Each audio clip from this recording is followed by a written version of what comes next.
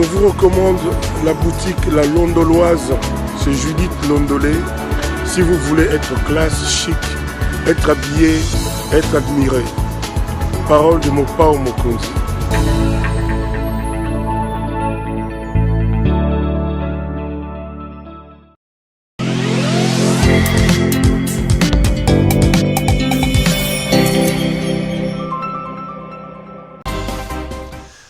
Madame, Messieurs, bonsoir et bienvenue à ce nouveau numéro de l'émission Contre nous soit dit, ce magazine d'analyse d'actualité politique, sociale, économique que nous avons lancé ici à CPL Télévision. Des questions importantes sont mises sur la table et un invité nous accompagne pour donner son point de vue.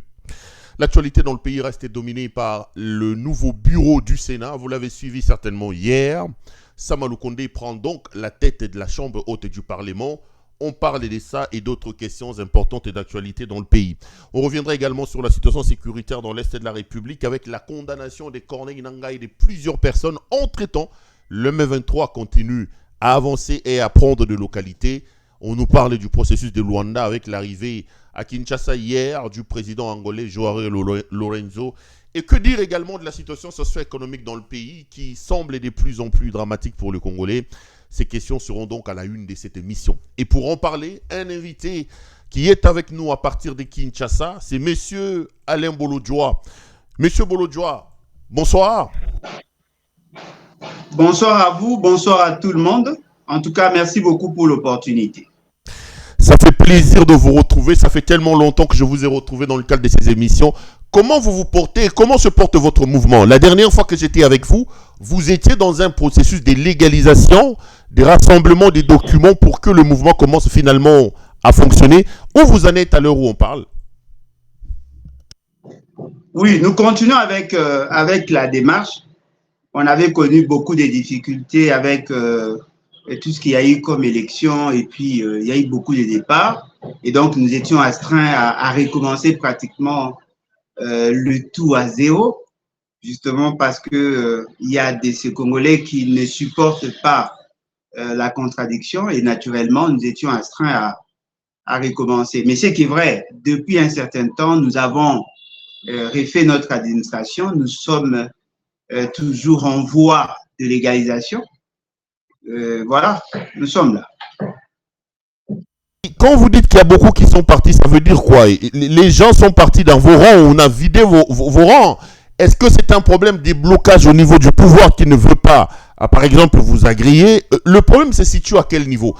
Permettez-moi de poser la question. La plupart de vos détracteurs disent que vous faites beaucoup de bruit alors que vous n'avez pas une organisation complètement assise.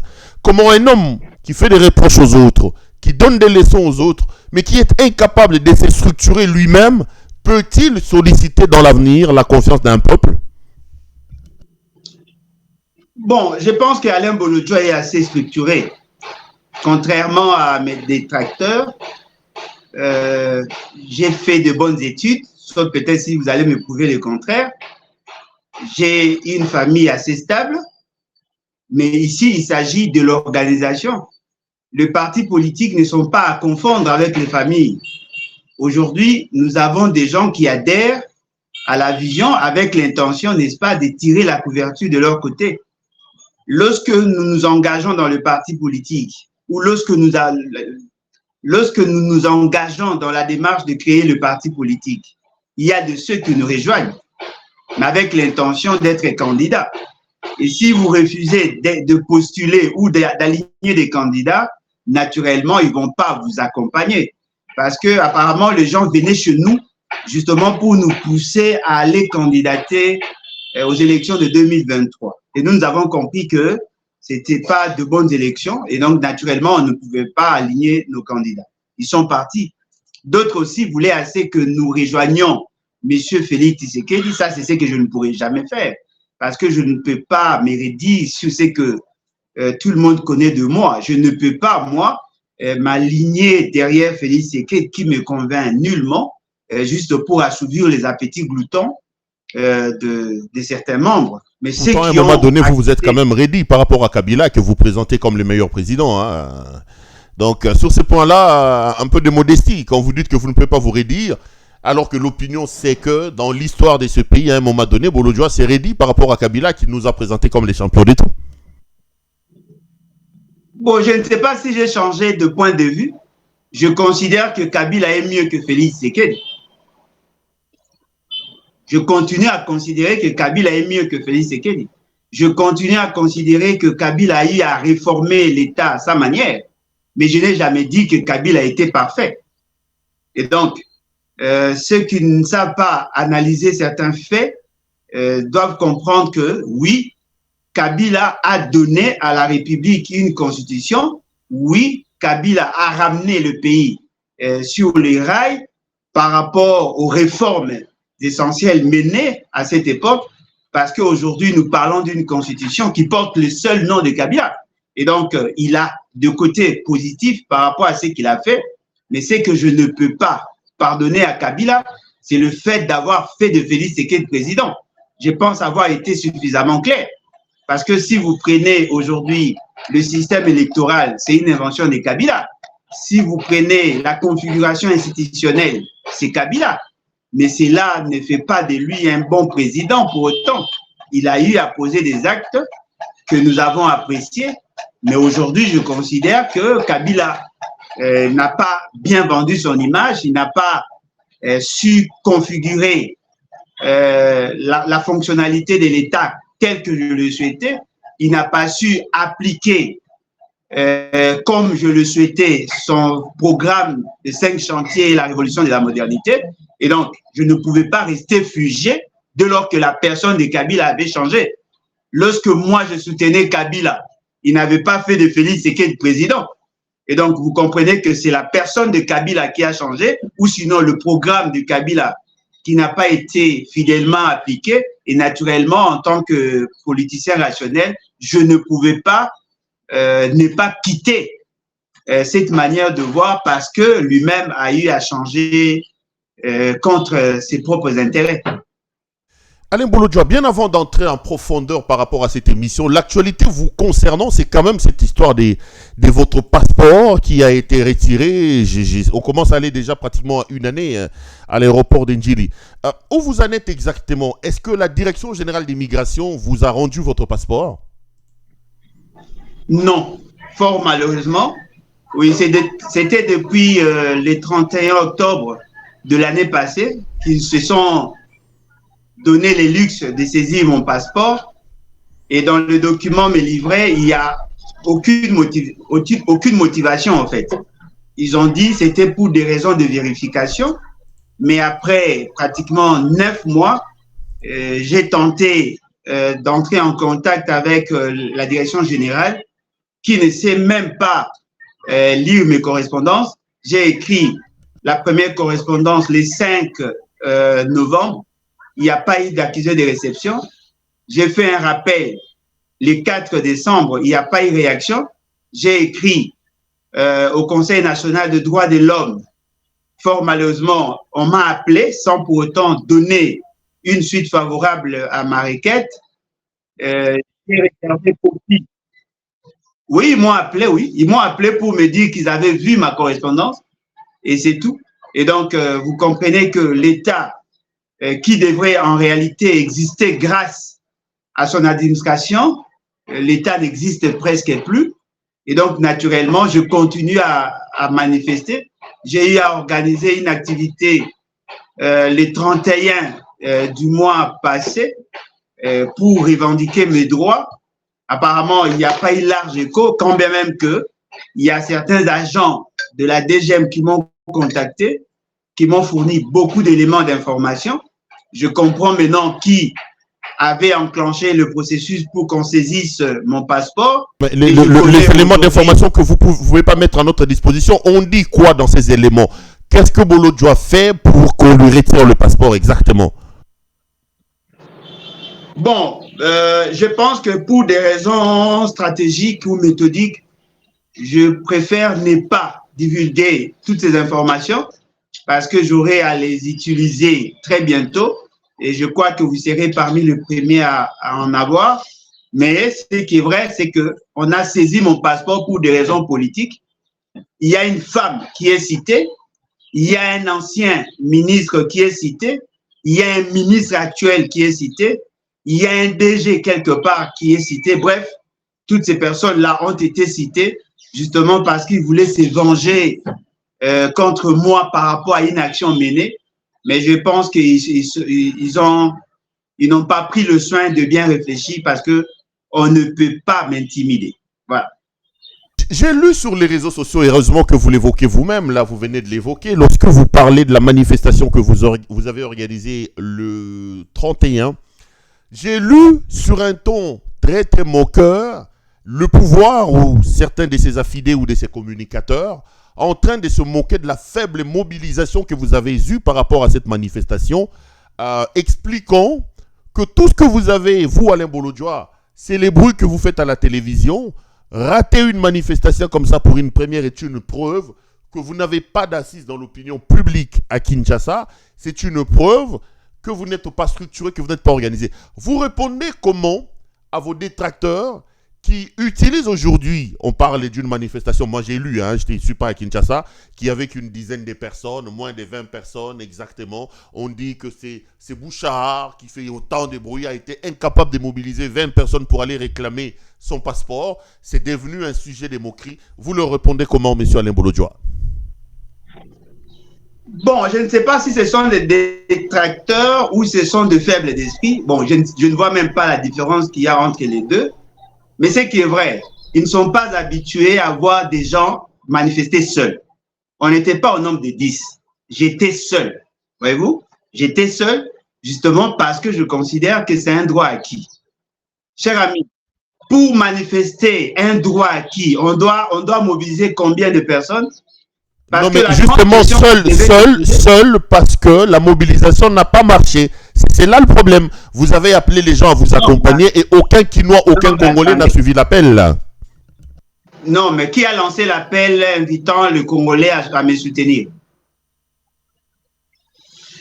Je ne l'ai jamais fait et je pense qu'il n'y a personne qui l'a fait à ma place. Je suis passé à la télé justement pour annoncer que j'allais manifester seul. Et je savais pourquoi je devais manifester seul. Je connais comment le système fonctionne. Je sais comment ces gens-là raisonnent. La grande question que l'on doit se poser, on vous saisit de manière unilatérale, de manière cavalière, votre passeport, eh bien, vous devez convoquer ou inviter tous les Congolais à manifester pour revendiquer un droit acquis. Ça, c'est une sorte de dérive. Ce qui est important, je considère que le fait seulement qu'ils ne sont pas habitués à voir un seul individu revendiquer un droit, voilà pourquoi ils sont troublés. Si je n'avais pas voulu convoquer ou inviter les gens à m'accompagner, parce que je savais que si j'invitais ces gens-là, ils allaient en profiter pour dire que voilà, nous aurions saccagé la DGM pour justifier des arrestations. Je suis arrivé seul. Alors, la grande question que l'on doit se poser, ils ont réagi par rapport à quoi? Par rapport au fait que je revendique un droit acquis ou ils ont réagi du fait que j'étais seul? Parce que vous êtes au pouvoir. Vous savez que le passeport, c'est une pièce d'identité. Dans un pays sérieux, on ne saisit pas le passeport de quelqu'un.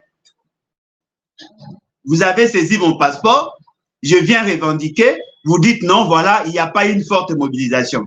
Si à moi, vous demandez la mobilisation pour recouvrer mes droits violés, vous ne savez pas que derrière votre message, la communauté tant nationale et internationale comprend facilement que vous avez le droit, vous, de violer les droits des autres et vous leur demandez de mobiliser la population pour jauger leur capacité de mobilisation. Ça, c'est une aberration. Il y a combien d'agents de l'État aujourd'hui qui revendiquent des droits et vous leur demandez de mobiliser pour qu'ils fassent entendre leur voix? C'est grave comme raisonnement. J'avais voulu manifester seul parce que c'est mon droit à moi. Et le côté pédagogique dans cette action, c'est quoi? Je voudrais apprendre aux Congolais que l'on n'a pas besoin d'être nombreux pour revendiquer un droit. Je l'ai fait seul. Alors, la grande question, j'étais seul, mais vous avez envoyé plus de 8 policiers. J'étais seul. mais vous avez déployé la police pour venir m'empêcher de manifester. Alors, supposez que nous soyons plus de 10, probablement qu'on allait mobiliser tous les militaires de l'armée justement pour nous faire taire. Et pourtant, notre souci, c'était qu'eux réagissent. Et ils ont réagi.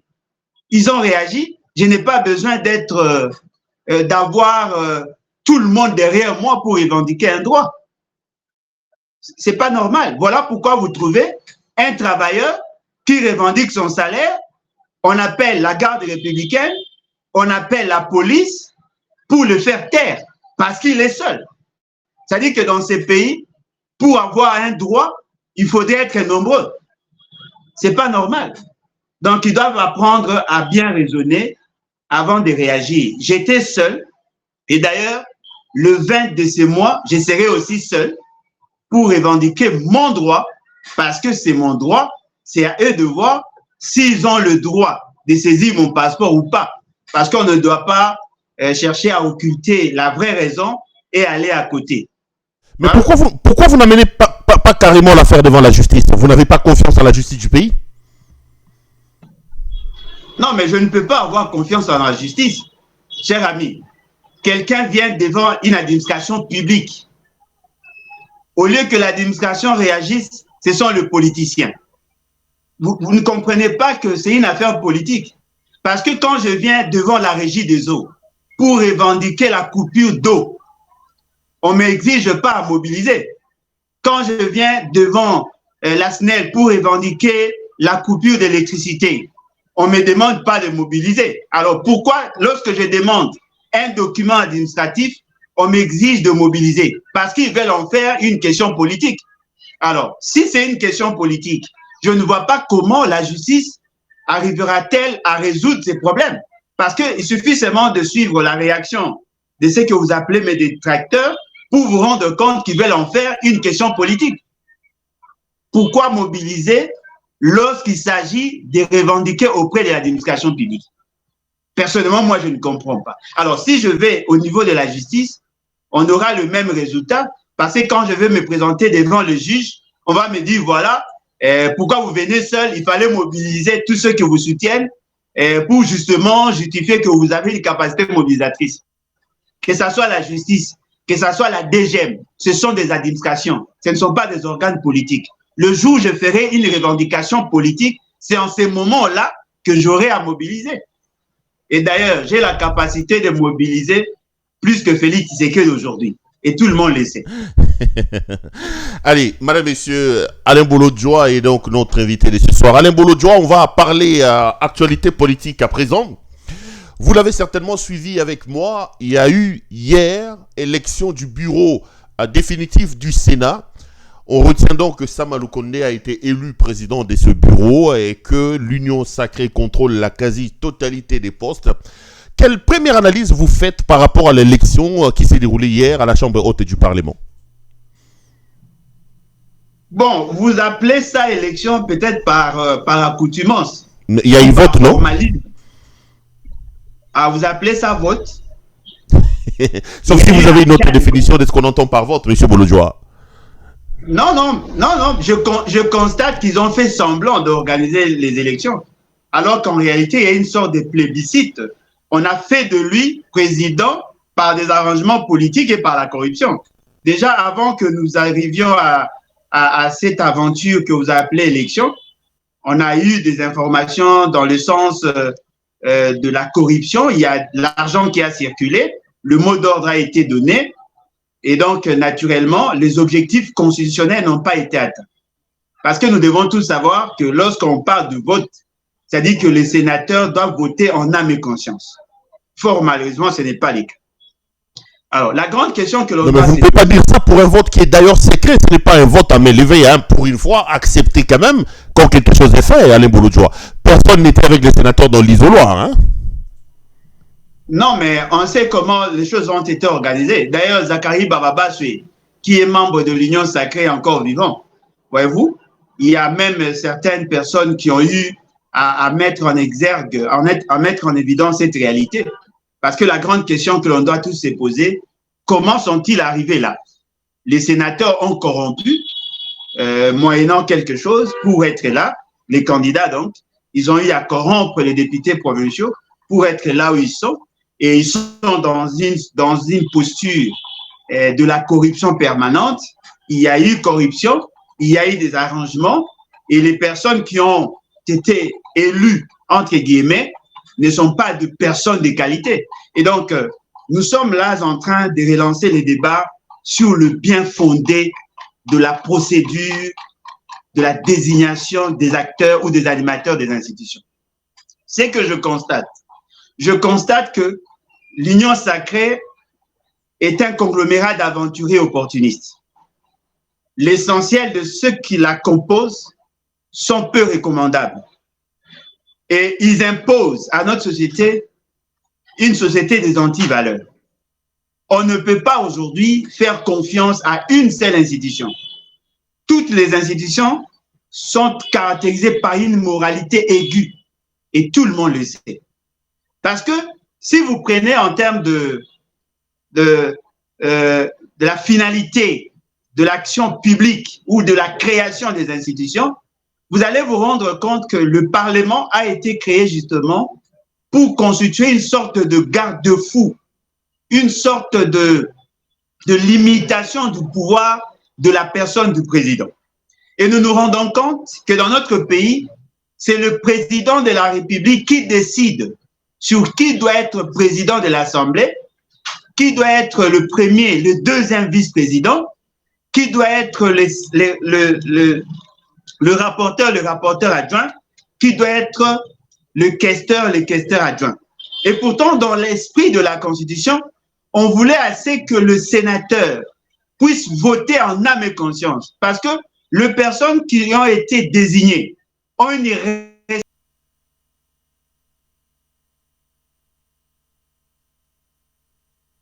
ce sont des institutions éminemment politiques, mais qui ont une dimension technique que l'ensemble est négligé. Félix Tshisekedi se décide de faire de Sama Lukonde président du Sénat. Naturellement, s'il y a un problème entre Félix Tshisekedi et l'État, le Sénat comme l'Assemblée nationale ne vont pas prendre position pour l'État. Ils vont prendre position pour Félix Tshisekedi. Ce qui veut dire que la finalité de la démarche constitutionnelle n'ayant pas été atteinte, naturellement, nous sommes dans une sorte de cumul de fonctions ou cumul de pouvoir. Parce que si vous allez dans la sociologie politique, vous allez vous rendre compte que le pouvoir est fractionné en trois. Nous avons le pouvoir exécutif, nous avons le pouvoir législatif, nous avons le pouvoir judiciaire. Le président de la République étant membre du pouvoir exécutif est contrôlé ou son pouvoir est limité par le pouvoir législatif et le pouvoir judiciaire. Mais aujourd'hui, nous sommes devenus un État atypique où vous trouvez la personne du président a la maîtrise du pouvoir exécutif dans son entièreté, il a la maîtrise du pouvoir législatif, il a la maîtrise du pouvoir judiciaire. C'est-à-dire que nous sommes dans une sorte de monarchie. Non, mais là ce n'est pas une invention de Tshisekedi quand même. Hein. Il faut qu'on se le dise. Hein. Ce n'est pas une invention de Tshisekedi. On sait que vous êtes un opposant à Tshisekedi, mais on ne peut pas lui faire porter tous les péchés d'Israël dans ce domaine-là, M. Bolojwa. Non, le problème, c'est que si on doit toujours trouver des justifications par rapport à ce que les autres auraient fait avant qu'ils ne soient là, eh bien, il faut reconnaître que ces messieurs ne nous servent à rien. Parce que c'est qui est vrai. Lorsque vous accédez au pouvoir, vous venez justement pour changer le fonctionnement ou changer les réalités que vous avez fustigées. Aujourd'hui, je suis dans l'opposition. C'est ce que j'ai dit aujourd'hui et ce que je ferai. Monsieur Félix Tshisekedi a été, entre guillemets, choisi justement pour corriger les imperfections de l'État. Il n'était pas choisi pour faire la continuation. Aujourd'hui, monsieur Félix Tshisekedi a la totalité du pouvoir. C'est-à-dire qu'il a un pouvoir, ce qui va à l'encontre de la philosophie de la Constitution.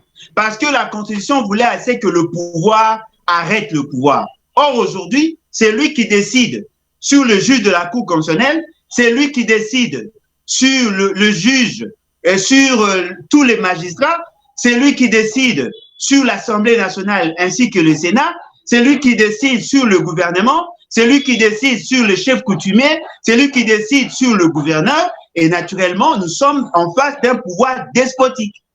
Et de ce fait, nous quittons le contexte démocratique.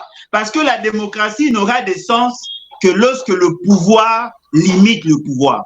Tout ça, c'est pour nous dire que ce qui s'est passé au Sénat hier n'a aucune valeur, ne fait pas avancer la République et vous n'y croyez nullement.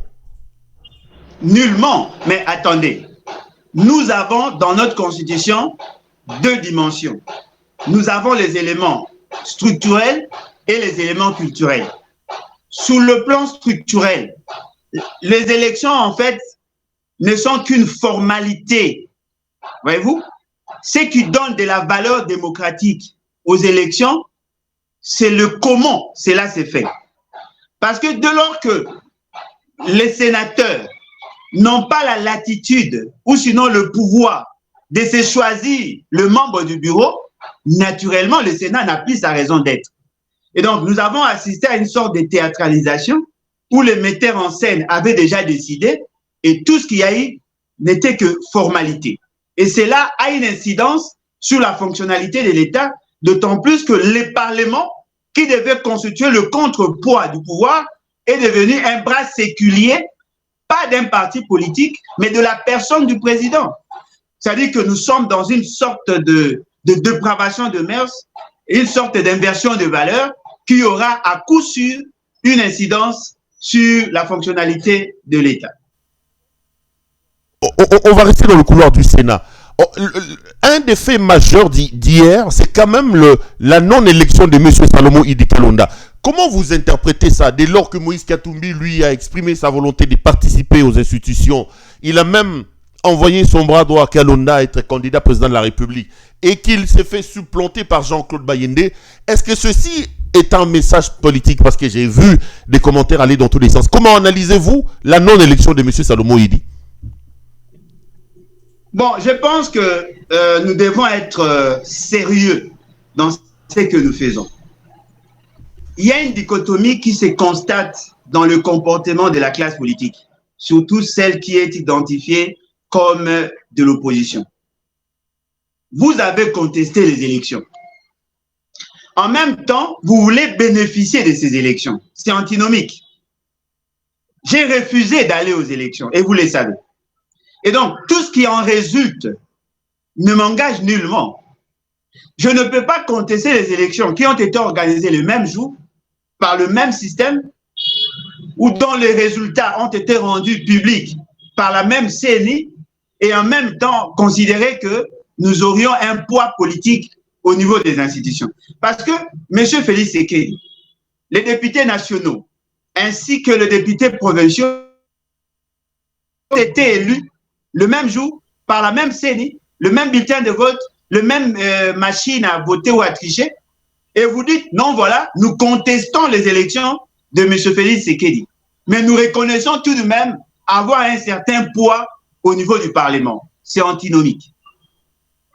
Vous avez rejeté le tout, parce que cela donne l'impression comme si ils sont en train de faire le lit pour M. Félix Tshisekedi. Ce sont eux qui ont légitimé, n'est-ce pas, l'action de M. Félix Tshisekedi. Quand vous parlez de vous parlez de qui? De Moïse Katumbi et de son ensemble.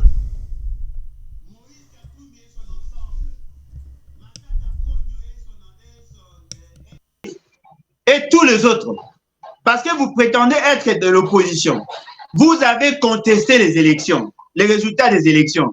Mais en même temps, vous brandissez votre poids politique. C'est contradictoire.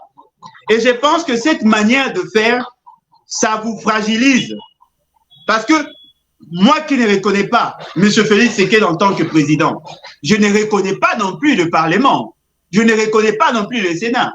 Donc pour vous, mieux aurait été de faire la politique de la chaise vide et de ne pas participer aux institutions de la République. Non, mais apparemment, la politique de la chaise pleine ne sert que le pouvoir. Pourquoi contester les élections de Félix Tshisekedi et accepter le poids politique au Parlement.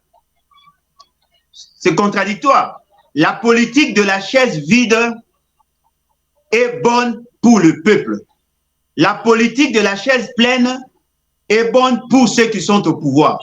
Voilà pourquoi M. Félix Tshisekedi, profitant de la politique de la chaise pleine, il profite à légitimer son pouvoir.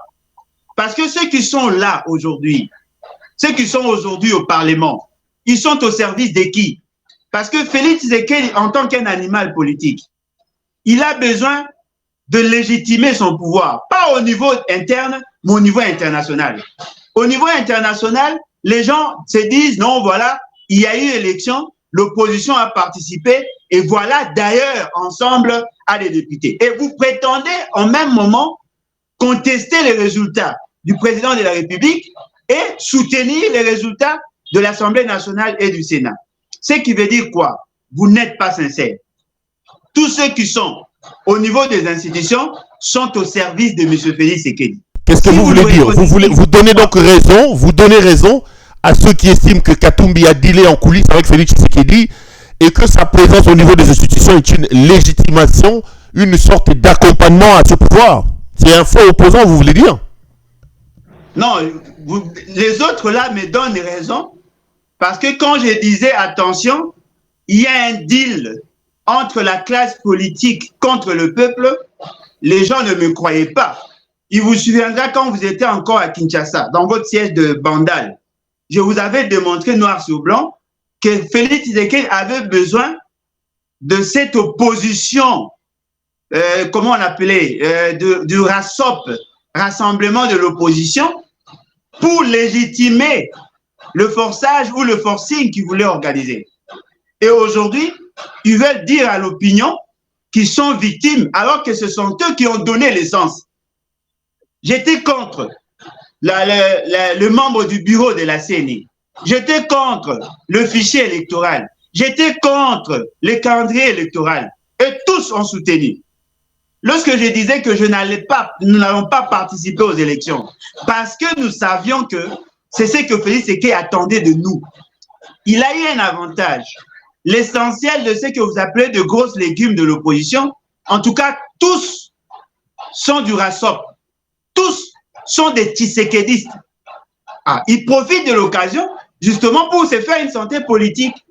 Ce sont des accompagnateurs. Alors, comme vous l'avez accompagné dans la désignation de membres du bureau, vous l'avez accompagné dans la présentation du calendrier, vous l'avez accompagné dans la composition du fichier électoral, dans la composition du calendrier électoral, dans le vote, naturellement, accompagnez-le aussi dans ce qu'il fait, parce qu'il veut avoir la maîtrise de toutes les institutions. Vous l'avez déjà aidé.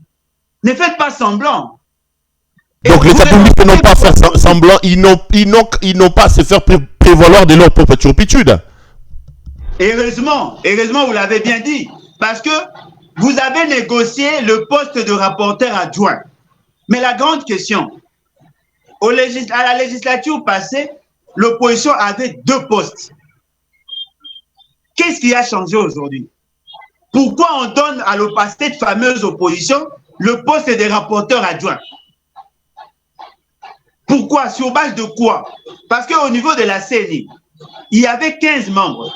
L'opposition avait droit à 4, le pouvoir à 6, la société civile à 5. Aujourd'hui, l'opposition a droit à un seul poste, le rapporteur adjoint. C'est-à-dire qu'il n'y a aucun département du Parlement qui est dirigé par un opposant. Cela sous-entend que vous êtes minoritaire. Et je me pose la question, cette opposition a un goût parlementaire? Je doute fort. C'est-à-dire que l'opposition, pour avoir une commission parlementaire, doit négocier avec Félix Tshisekedi. C'est-à-dire que vous êtes une opposition d'accompagnement. Ce sont des accompagnateurs de Félix Tshisekedi. Tout ça pourquoi? Parce qu'ils veulent avoir de postes pour leur permettre d'avoir le moyen à financer leur parti politique. Je trouve ça injuste. On vend du vent à la population et pourtant la population avait besoin d'avoir une opposition contrepoids, une opposition garde-fou. Nous pouvons avoir nos problèmes, nous pouvons avoir nos divergences, mais je pense que même si on pouvait avoir des divergences, si tout le monde avait compris, on allait faire bloc pour exiger une loi électorale adaptée et une loi sur la CNI qui répondait aux exigences sociologiques. Parce qu'on ne pouvait pas considérer le poids politique de l'ancienne majorité et aujourd'hui, vous lamentez du fait que vous ne vous retrouvez pas. Dites-moi, si l'opposition a le poste de rapporteur adjoint, ça apporte quoi à l'opposition? Non, mais ils ont dit qu'il faut aller se battre à l'intérieur. Katumbi a dit notamment qu'il faut envoyer des gens à l'intérieur, il faut lutter contre la révision de la Constitution à partir de l'intérieur et que la politique de la chaise vide ne paye pas. Ponayo, Balamba, Baliane, Bakongole, Balobara, et Yindeli Bango et Talibisote, donc, Bapotana Bango, la Bango, quoi. Non, et Talibiso. On doit faire la part des choses. Au-delà des sentiments, lorsque l'opposition commet des erreurs, ça a une incidence sur l'État. Ne donnons pas l'impression que l'opposition est en droit de faire ce qu'elle veut. Non. Lorsque vous faites de mauvais choix, ça a une incidence. Parce que leur présence là-bas, non, dites-moi, comment se prennent les décisions au niveau de l'Assemblée ainsi que du Sénat? C'est par vote. C'est par vote. Vous êtes en débat pour le changement ou la révision de la Constitution.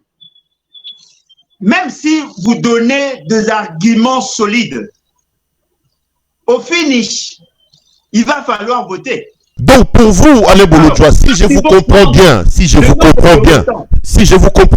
c'était un mensonge de la part des Katumbi, des Matata et des autres de nous dire que nous entrons dans les institutions pour aller lutter de l'intérieur, parce que là, ils nous ont dit, l'objectif étant de bloquer la question de la révision de la Constitution. C'est un mensonge, c'est plutôt un processus d'accompagnement qu'ils ont mis en place, mais de manière camouflée. Bon, je me dis, ils ont été payés, certainement. Ils ont été payés, peut-être pas en valeur d'argent, mais ils ont tous été payés. Parce que je ne vois pas comment on peut combattre un système alors qu'on est insignifiant dans le système. Vous ne pouvez pas demander, vous ne pouvez pas confier la mission de purifier le fleuve à une quantité insignifiante, quelle que soit de la molécule que vous allez mettre là-dedans. Vous ne pouvez pas rendre le fleuve salé avec un sac de sel. Parce que le défi est majeur. Monsieur Félix Tshisekedi veut nous amener à une sorte de dérive dictatoriale.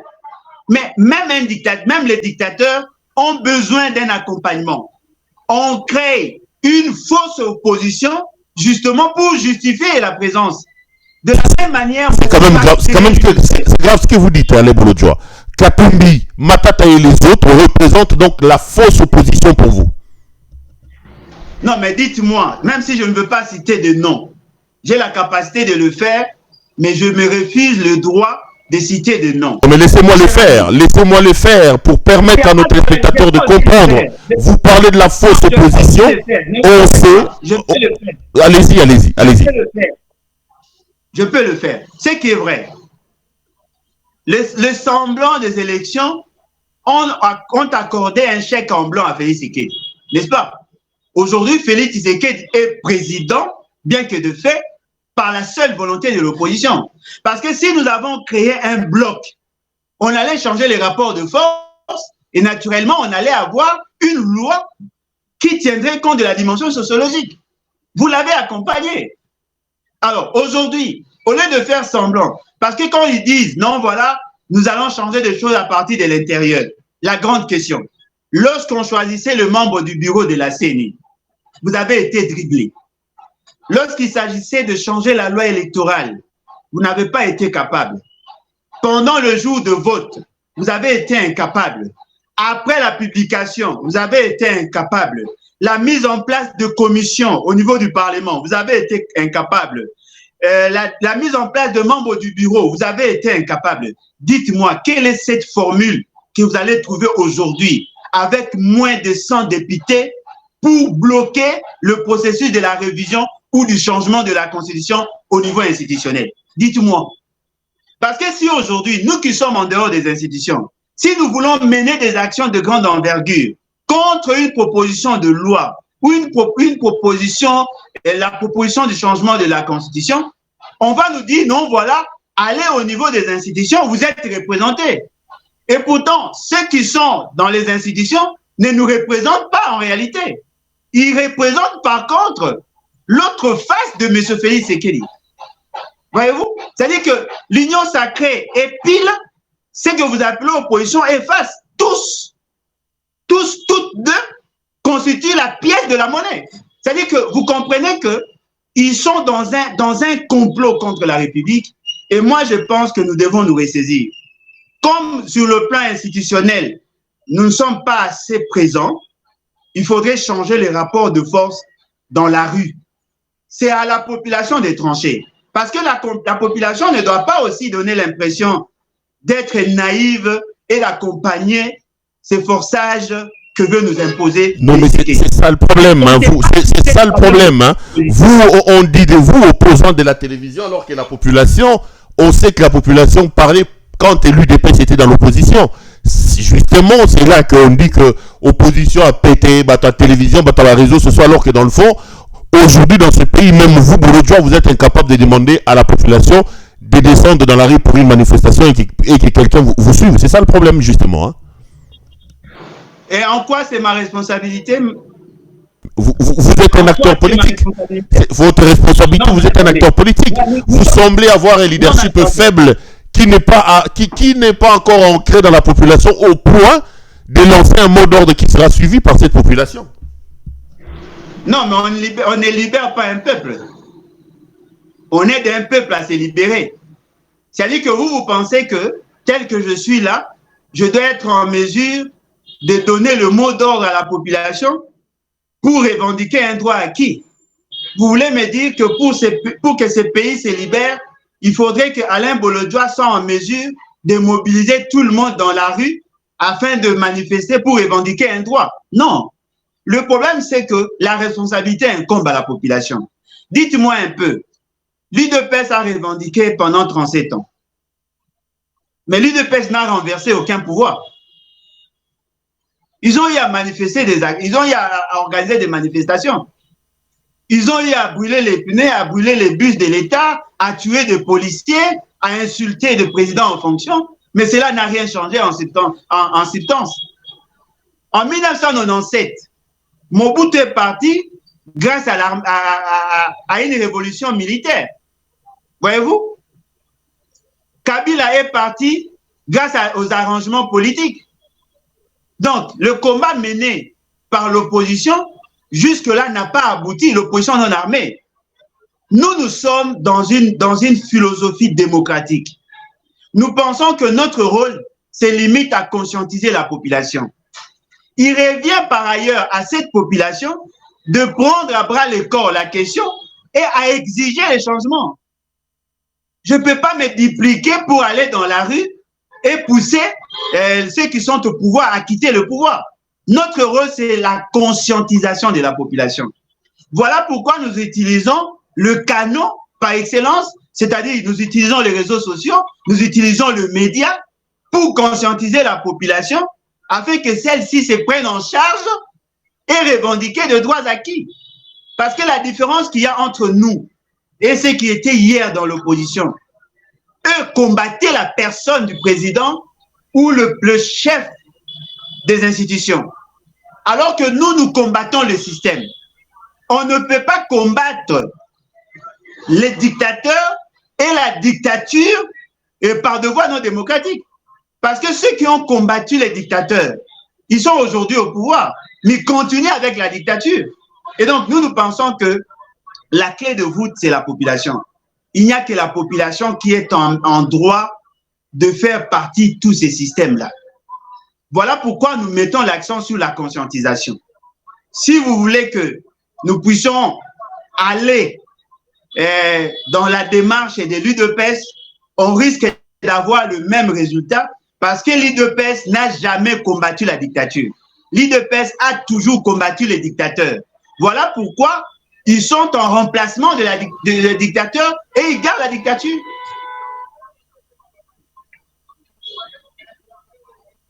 Vous suivez l'émission Contre nous, soit dit. Je rappelle ce soir que notre invité, ce monsieur Alain Bolodjoa, que nous appelons donc à partir de Kinshasa, capitale de la République démocratique du Congo. Monsieur Bolodjoa, l'actualité reste encore dominée aujourd'hui dans le pays par la situation sécuritaire dans l'Est de la République. Vous avez certainement suivi le lot de condamnations des membres de l'AFC de Corneille Nangaa, partant de Corneille Nangaa lui-même et de tous ses hommes, bien avant qu'on mette le pied dans l'Est de la République par rapport à la situation sécuritaire. Comment analysez-vous, que dites-vous de ces condamnations? Pour vous, sont-elles justifiées ou il s'agit plutôt d'une affaire de communication pour berner l'opinion? Je pense que votre deuxième question résume en fait toute la philosophie qui gouverne la crise qui nous dérange aujourd'hui. Peut-être je vais vous surprendre. Monsieur Félix Tshisekedi est le parrain du M23. Pourquoi je le dis? Le M23 était inopérationnel de 2014 à 2021. En 2019, ils ont été convoqués ici à Kinshasa. Lorsque j'en parlais, personne ne me croyait. Au mois de février, ils étaient à Kinshasa. Sans la volonté du président de la République, le président dit qu'il s'agissait plutôt d'une manœuvre menée par son ministre de l'Intérieur et que lui, il était totalement peut-être pas informé, peut-être en total désaccord avec ça. Non, mais si vous dites ça, vous confirmez ma thèse. Ce monsieur ne nous sert à rien. Comment un président peut-il prétendre n'avoir pas l'information alors que nous savons tous que rien ne peut se faire dans l'État sans qu'il n'en soit informé? N'est-ce pas qu'on nous dit à chaque fois qu'il est la personne la mieux informée? Je tiens à vous dire, lorsqu'ils étaient ici à Kinshasa, c'était sur invitation de M. Félix Tshisekedi. Ils ont été reçus, pas seulement par le ministre de l'Intérieur, le ministre de la Défense en était informé. Ils ont eu à travailler avec eux. La première résolution prise, c'était de libérer tous les membres du M23 qui étaient arrêtés et qui étaient en prison. Pour cristalliser la volonté de M. Félix Tshisekedi à travailler avec le M23, il a pris une série de décisions, notamment l'ordonnance du mois de mars 2019 graciant les officiers du M23 qui étaient jugés et condamnés. Il vous souviendra qu'en 2012, M. Kabila, avec l'unité spéciale de Mamadou Ndala, a eu à mettre la main sur un certain nombre d'officiers qui travaillaient pour le compte du M23. Ils ont été arrêtés à la montagne du Tomboué. Ils ont été jugés à Ouvira, condamnés à perpétuité. Il y a plusieurs officiers qui étaient en prison. Ils ont fait la prison parce qu'ils étaient condamnés. Ils ont été graciés au mois de mars 2019. Alors, si M. Félix Tshisekedi n'était pas informé par rapport à la venue ici à Kinshasa, quand est-ce qu'il a eu l'information? Parce que lui-même a dit qu'on lui avait demandé, n'est-ce pas, de les recevoir, qu'il aurait refusé. Mais quelle est la décision qui a suivi cette déclaration, ces propos-là? Parce que lorsque vous apprenez par le service que le M23, les membres du M23 sont à Kinshasa et qu'ils seraient invités par un ministre, naturellement, il fallait prendre une décision. C'est-à-dire qu'il fallait soit interpeller, blâmer le ministre concerné ou soit exiger de service à vous rendre compte par rapport à l'action menée. Parce que vous ne pouvez pas convier des gens qui étaient poursuivis par la justice à Kinshasa et le faire sortir. Et d'ailleurs, ils ont fait 14 mois. Ils ont fait 14 mois ici à Kinshasa. Et cela sous-entend quoi? Ils en étaient informés, mais ils pensaient que le service allait bien faire. Et lorsqu'on a posé la question à Mbata, Mbata a dit qu'il pensait que ces gens-là étaient sérieux. C'est qui sous-entend quoi? Ils les ont invités ici. La grande question, pourquoi? Parce que justement, M. Félix Tshisekedi voulait se protéger contre Kabila. Il a recruté tous ceux qui se sont levés contre Kabila. John Chibangu, John Chibango était en prison, on l'a libéré, on a fait de lui général de brigade. Il y a Bernard Maeshe Biamungu, il était arrêté, condamné, en prison. On voulait faire de lui général de brigade. Il y a un autre colonel que j'oublie le nom. C'est-à-dire que, bref, ils étaient nombreux, ceux qui ont été promus. Parce que M. Félix Tshisekedi recrutait tous ceux qui ont combattu Kabila pour se protéger contre toute éventualité. Alors, ne me dites pas qu'il n'était pas informé. Il était effectivement informé. C'est lui-même qui l'a dit, hein? C'est pas moi, c'est lui-même qui l'a dit, c'est pas moi. Bernard Maeshe Biamungu est sorti de Kinshasa au mois de septembre 2022. C'est quelques jours après que le M23 nous ont attaqués. Mais il était ici à Kinshasa. 2 mois avant que le M23 ne nous attaque, Claude Ibalanke, qui était le coordonnateur du comité de suivi de l'accord cadre d'Addis Abeba, a signé un accord avec Bertrand Bisimwa à Kampala. Alors ne me dites pas que Félix Tshisekedi n'était pas informé. Si ces messieurs n'étaient pas informés, eh bien, il ne sert à rien. Et donc, nous pouvons dire que sa responsabilité est établie. Alors, par rapport au jugement, on a jugé de membres du M23. C'est-à-dire qu'il y a des gens qui sont condamnés. Mais le fameux assistant ou parsec de Nanga a eu à faire des révélations. Il aurait cité des gens qui auraient participé dans le financement des opérations. Il a cité Kabila, il a cité Lubaya, il a cité Patient Saïba, il a cité Olengankoy. Mais apparemment, tous ces gens-là n'ont pas été jugés. Il y a eu procès, mais ces gens-là n'ont pas été condamnés. Ils n'ont même pas été jugés. Cela sous-entend quoi? On a donné une tribune à AFC Bar M23 pour faire leur campagne. C'est-à-dire que M. Félix Tshisekedi a permis à AFC Bar M23 à recruter des gens à partir de Kinshasa. Parce que lorsque vous donnez à ces gens-là la parole et que ça passe en boucle dans nos médias ici, c'est justement pour leur permettre de faire entendre leur voix, de faire connaître leurs revendications. Et le faible d'esprit vont mordre à l'hameçon. Voilà pourquoi j'ai dit, si vous regroupez toutes ces informations, eh bien vous allez vous rendre compte que le M23 en réalité n'est qu'une invention du FCC Cash. C'est-à-dire que le FCC et le Cash se sont donnés une branche militaire justement pour justifier leur posture, leur complicité dans l'accomplissement de la vision Ima-Tuchi. Parce que si vous prenez en termes de périodicité, vous allez vous rendre compte que ça a été fait à dessein. FCC Cash, vous accusez d'emblée Kabila aussi d'être derrière, parce que le FCC, c'est quand même Kabila. Donc vous donnez raison à Tshisekedi quand il dit que l'AFC, c'est Kabila. D'une certaine manière, Kabila tirerait les ficelles de l'AFC pour asseoir l'empire Ima-Tuchi.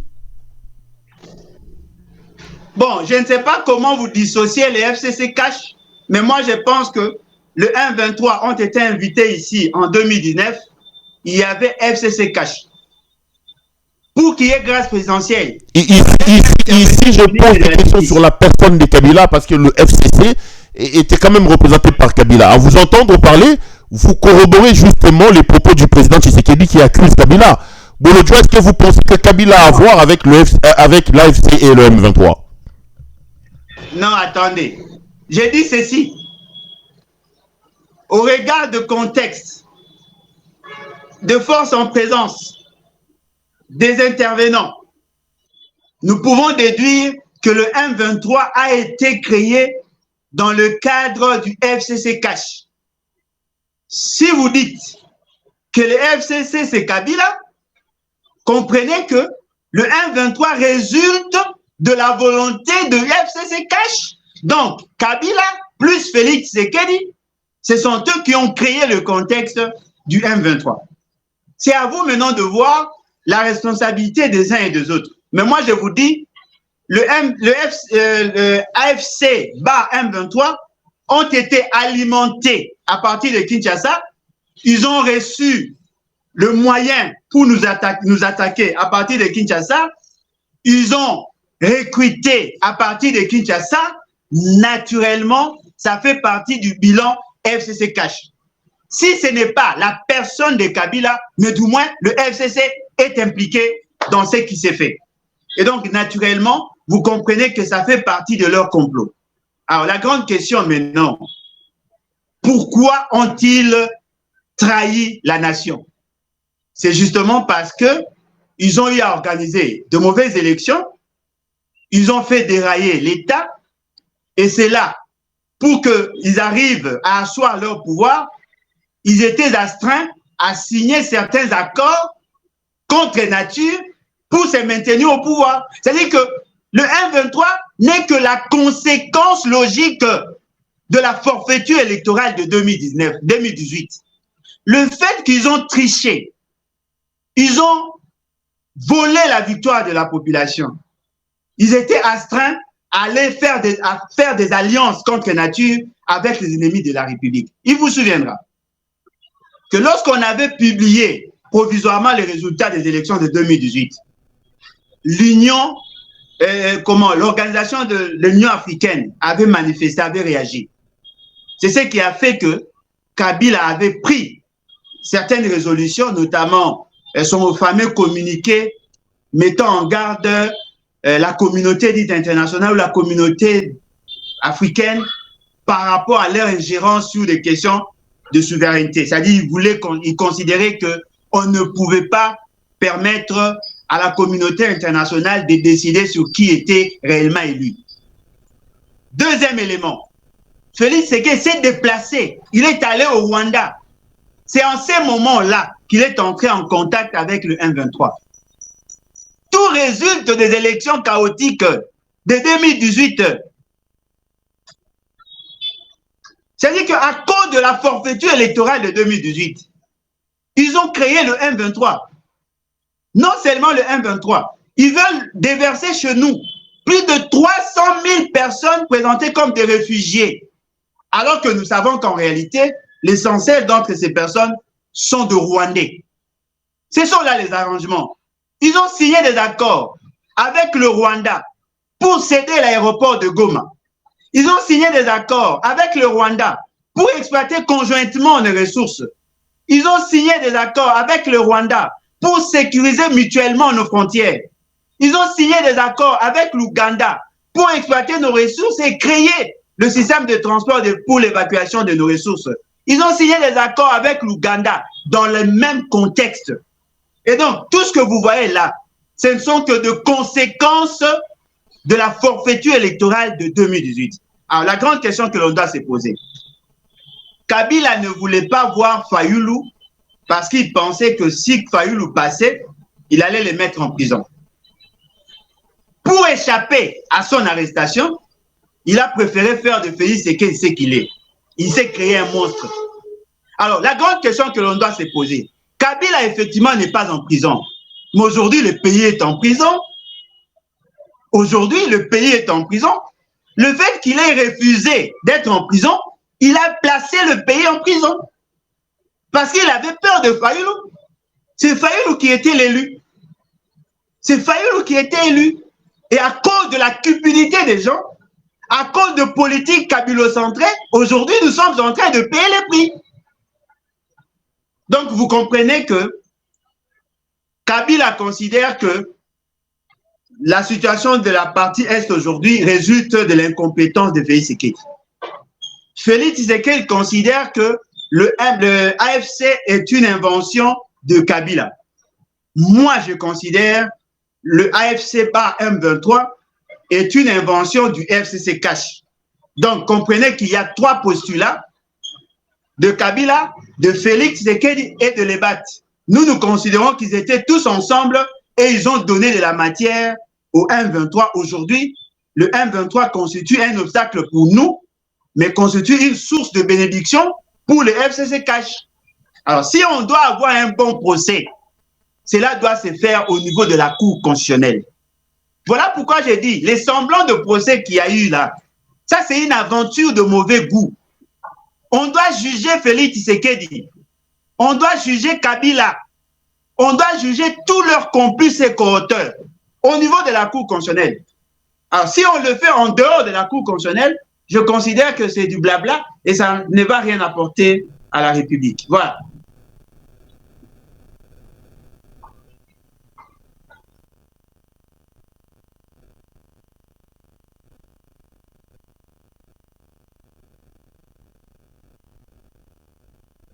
Voilà, je disais que je vous connais également économiste et des développements, si je ne suis pas trahi par ma mémoire. Vous avez également suivi le président de la République, se féliciter du fait que il a réussi à achever la revue 6 du FMI, recevant de ce fait d'ailleurs les félicitations d'Adolphe Muzito. Je voulais quand même que vous interveniez là-dessus. Et lorsque le président de la République demande un peu de temps pour améliorer la situation socio-économique, disons qu'il venait à peine de commencer. Et pour boucler un peu de tout, comment analysez-vous son lapsus assez révélateur quand il a dit qu'il est venu pour réduire le pouvoir d'achat des Congolais? Donc je vous fais réagir pour cette dernière question aux aspects économiques parce que je connais que vous êtes suffisamment doigté sur cette question-là. Tout s'est posé. Il a quelle adresse scientifique celui-là? Parce qu'on ne doit pas continuer indéfiniment à nous poser des questions sur ce qu'il dit sans que nous sachions s'il est de quelle faculté. Commençons par là. Parce que chacun il est de la faculté marketing et communication de l'ICC Bruxelles. C'est vous qui êtes allé les chercher là-bas, non? Oui, mais en réalité, il doit être fort en communication et fort en marketing. Il ne sait pas se vendre et il ne sait pas communiquer. Parce que déjà là, ça prouve à suffisance qu'il y a un problème, de déficit des aptitudes. Il souffre d'une chasteté cognitive dans son domaine et naturellement, on ne peut pas continuer indéfiniment à en parler. Ce qui est vrai, c'est que pour donner l'impulsion au développement, parce que quand on parle de l'amélioration des conditions de vie de la population, on sous-entend que on met le pays sur l'orbite du développement. Voyez-vous, le développement, c'est un fait, c'est un phénomène cumulatif. Cela résulte de la mise en place de politiques cohérentes et la sommation de l'évolution ou des évolutions engrangées dans les secteurs, c'est ce qui justifie dans une large mesure les développements. C'est quoi les développements? C'est d'abord l'amélioration de conditions de vie de la population. D'abord ça. Mais tout part par la conception que l'on s'est fait. Parce que le développement commence d'abord par le mental. Et la concrétisation du développement s'est fait par de politiques cohérentes. C'est-à-dire que ça met en exergue la responsabilité des institutions. Parce que tout le monde ne peut pas décider au même moment. Voyez-vous? Alors, si vous voulez jauger le niveau de vie de la population, il y a plusieurs indicateurs, notamment l'indice de prix. Peut-il nous donner les raisons ou le variable explicative de la hausse de prix sur le marché? Lorsque vous avez quelqu'un qui passe à la télévision et qui vous dit non, voilà, il serait donné la mission de baisser le pouvoir d'achat. Qu'est-ce que ça dit? Ça veut dire quoi d'abord le pouvoir d'achat? Ça, ce n'est pas... C'est un fait grave. Le pouvoir d'achat, c'est cette capacité que l'on donne aux citoyens pour consommer. C'est-à-dire qu'on donne à la population la capacité de consommer. Et celui qui est présenté comme président de la République vous dit non, sa mission à lui, c'est de baisser le pouvoir d'achat. C'est-à-dire qu'il veut vous dire, il veut réduire la propension à consommer, la capacité à consommer de la population. Ça, c'est grave. Mais je tiens à vous rappeler, il avait dit aussi qu'il allait combattre l'enrichissement. Il allait combattre la richesse. Il vous souviendra, c'était en 2019. Et il réitère son exploit pour dire qu'il va baisser le pouvoir d'achat. C'est-à-dire qu'il veut rendre la population pauvre. Comment procède-t-il? D'abord, il y a des détournements de fonds avant que le fonds n'arrive à la Banque centrale. Il y a des détournements de fonds pendant que l'argent entre à la Banque centrale. Il y a des détournements de fonds pendant qu'on effectue les dépenses. C'est-à-dire qu'il vous a donné le mécanisme par lequel ils agissent pour rendre la population pauvre. Ils créent des inégalités. Ça, c'est clair. Tout le monde doit comprendre que ce monsieur est venu justement pour faire de Congolais de pauvres. Lorsqu'on vous dit qu'on aurait atteint la 6e revue, c'est quoi une revue en fait? Parce que l'indicateur par excellence, ce n'est pas le fait de voir les institutions de Bretton Woods vous saluer ou vous applaudir. Il vous souviendra que lorsque Papa Kengo était Premier ministre, il nous avait imposé le PASS, le programme d'ajustement structurel. Cette politique économique nous imposée par le Fonds monétaire international, où on exigeait de réduire certaines dépenses afin de dégager, n'est-ce pas, les revenus à même d'investir.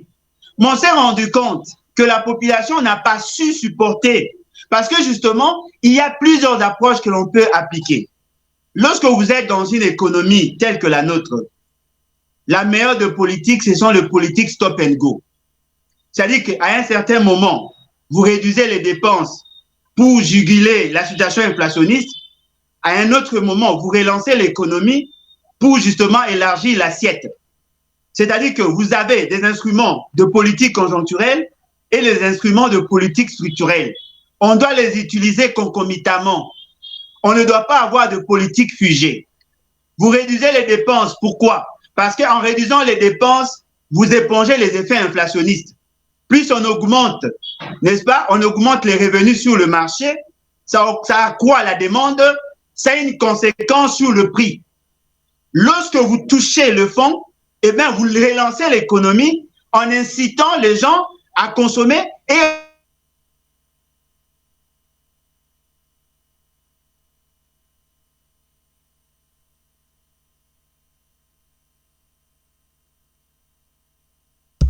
allô? Je crois qu'il y a un petit problème de connexion de Kinshasa.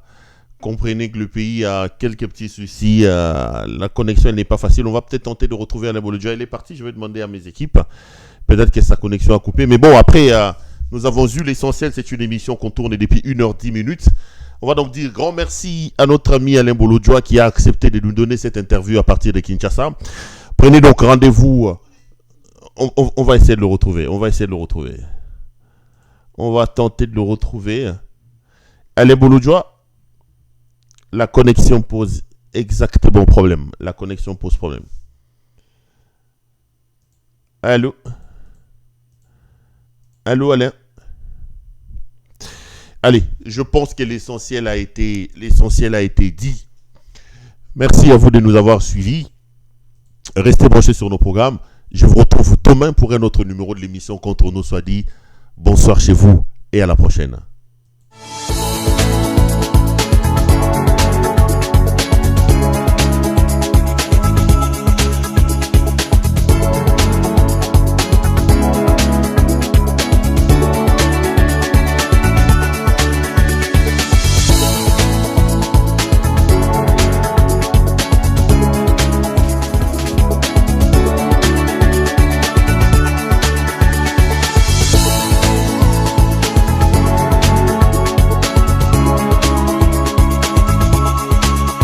Je vous recommande la boutique La Londoloise, c'est Judith Londolé. Si vous voulez être classe, chic, être habillé, être admiré. Parole de Mopao Mokonzi.